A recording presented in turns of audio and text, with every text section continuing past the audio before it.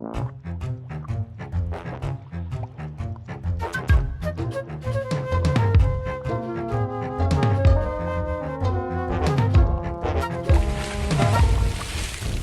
water.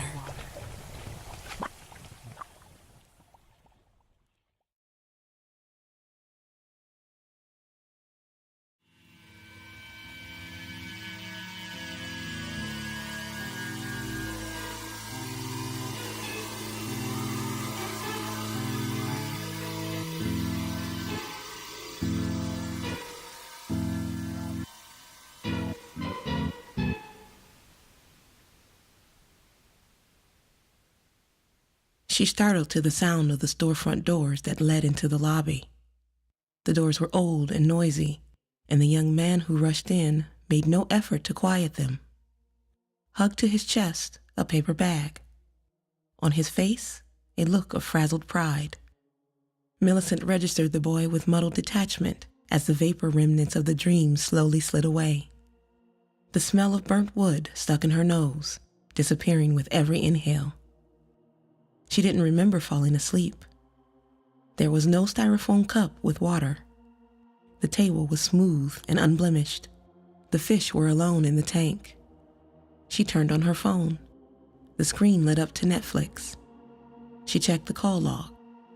There, less than 8 minutes ago, was the outgoing call to her employer. Tension released with a heavy sigh.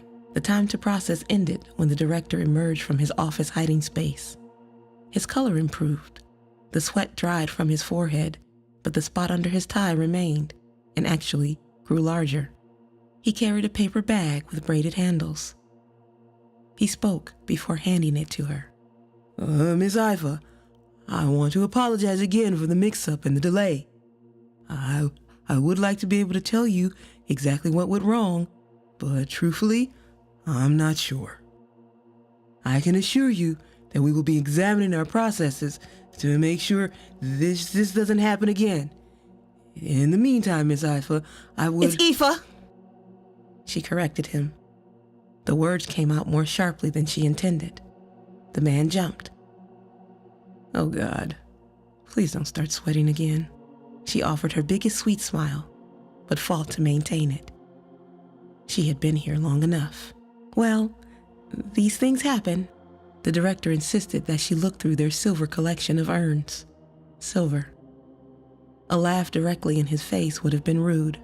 She declined, coming close to telling him the hard plastic box she had now was more than the deceased deserved.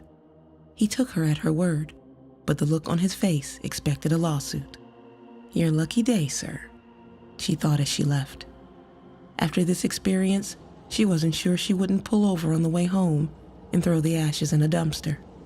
The cold air bit her face with tiny kitten teeth. She pushed the button to open the trunk and sat the ashes inside. She thought about what would happen if they spilled.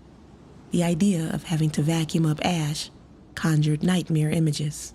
She nestled the bag against the back corner, securing its movement with a bag of sand she kept for winter. Closing the trunk, she looked up in time to see the security guard staring, an expression of alarmed contempt he made no effort to hide. Oh well. She got behind the wheel and drove off, waving. The 40-minute drive home did much to relieve the tension of the day's events. It left her, though, with an unusual melancholy.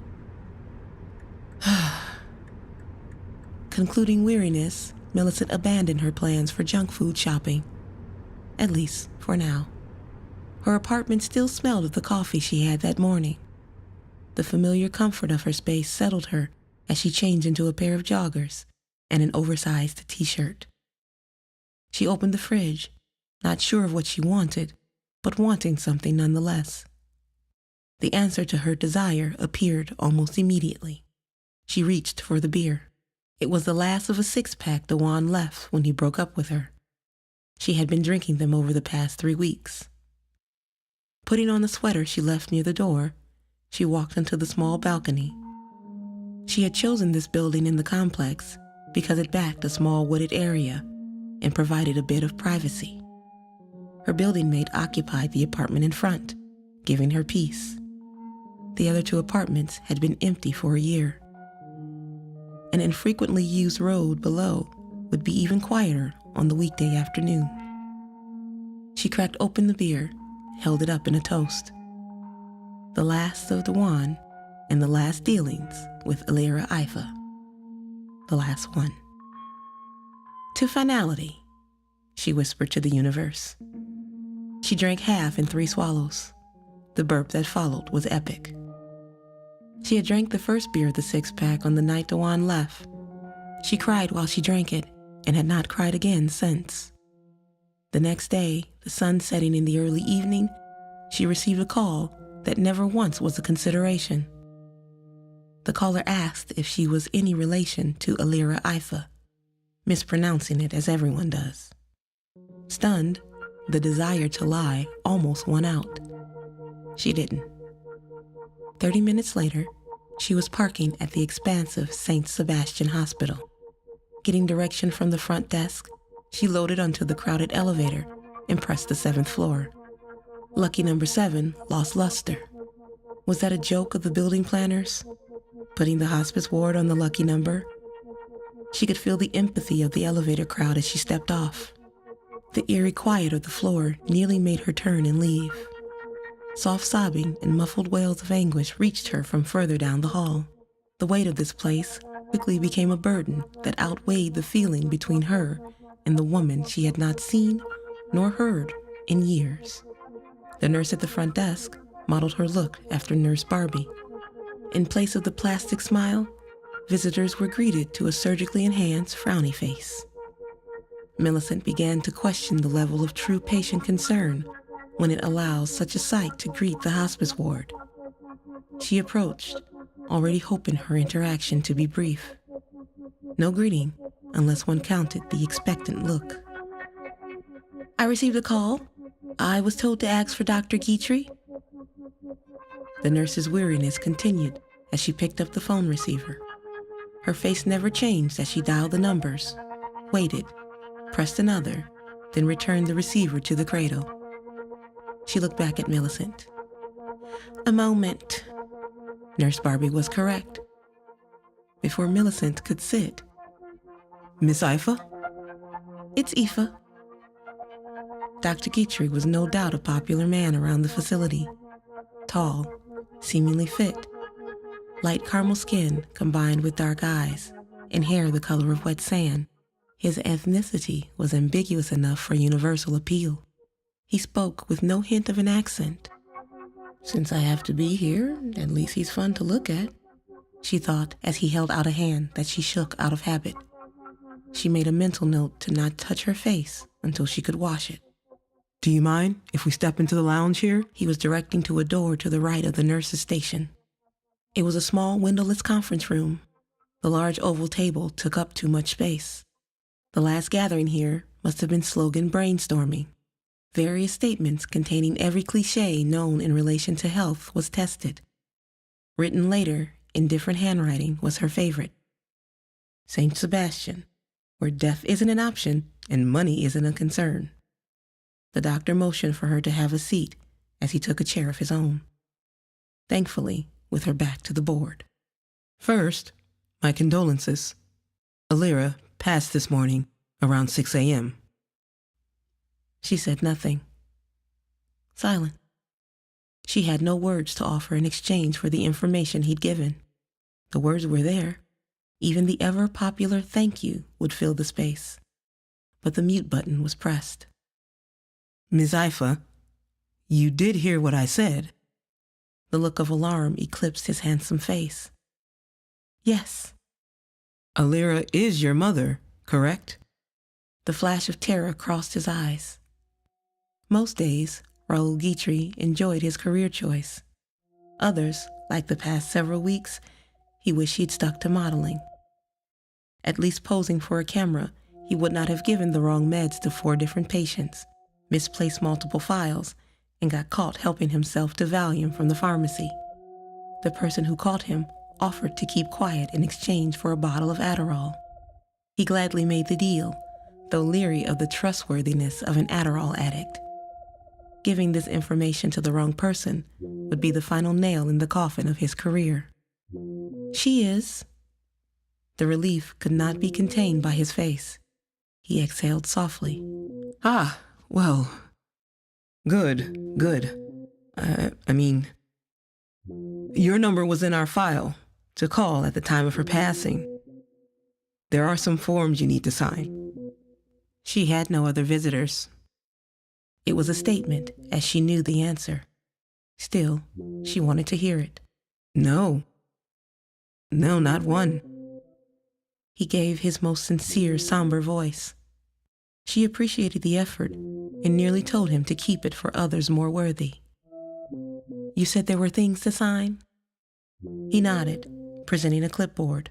Pointing at the places she needed to fill, Millicent caught a whiff of an unusual but familiar odor coming off the doctor. He smelled like a pill bottle. "Did you want to see her?" She considered. "Where is she?" "Currently in our morgue. But it's not a long walk. Promise." Millicent paused just long enough to not appear mean. "No, there is no need." The following 6 days were a blur. Once returning to work and informing her superiors of the news, they insisted she take the time off. Never one to pass on a reason to skip work, she did not hesitate and took it. She lied as she told her coworkers that her mother requested an intimate service, no fuss. The opposite was true. The woman prepaid for a lavish layout, complete with a string quartet. The poor musicians were confused as they set up to play a few feet from the casket. Millicent knew that they'd paid well, and since they had made the trip, let them play for an hour. They were paid for 6 hours, but it would be for no one. The staff at the funeral parlor stood at the door, respectfully not intruding on the private occasion. Millicent encouraged them to join her. She knew there would be no one attending. She did not know any of her mother's friends, if she had any. Millicent could only recall meeting one older woman when she was a child. The woman didn't speak much either. She communicated mostly with points and grunts. At the time, Millicent wondered if she was the oldest person alive. Having never learned her name, she called her Methuselah. Several times she met with Methuselah. The woman showed her how to properly care for her body when she was 5. She came around again when Millicent started her period and explained what she needed to do. Her mother never spoke to her. Her phone rang, bringing her back to the surface. She left it at the rollaway desk in the hall. 30 steps. 30 steps past the sofa, a dining table, ottoman, and counters to an open kitchen where a shadowy figure stood, unnoticed. The insistent ring snapped sharper in her ear this time more than any other. As she approached the phone, she sensed eyes on her, silent, hidden. Forgetting the whiny chime, she turned, seeing nothing out of place. Seedlings of dread began to sprout, cracking through her, searching for light. Turning back to the phone, she felt as if moving underwater. Slow, not trusting to turn her back. She answered the phone with an unsteady hand. For the first time in her adult life, she felt small, vulnerable, an adult-side version of the fear and loneliness she felt as a child. "Hello?" Her voice was not her own. Silence.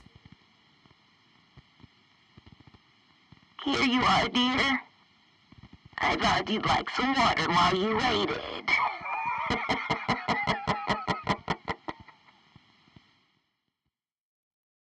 If you enjoy this content, don't be shy. Go ahead and like, share, and subscribe.